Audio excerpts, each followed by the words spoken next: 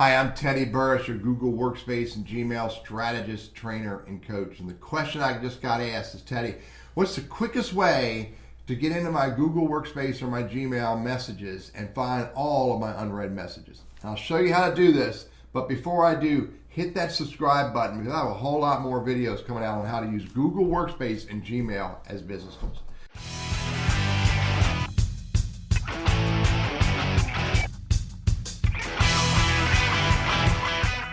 So you can see that I have 8 messages that are unread right there.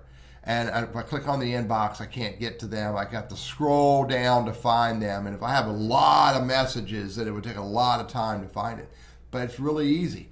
You just go to your search bar, and when you're looking at your email, and you type in label, unread. And there they are.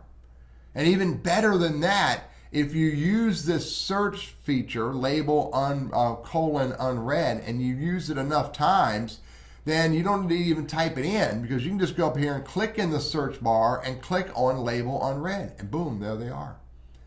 That would be the quickest way to get to all of your unread messages in Google Workspace or Gmail messaging. I'm Teddy Burris, your Google Workspace and Gmail strategist, trainer, and coach, and I hope this is helpful for you.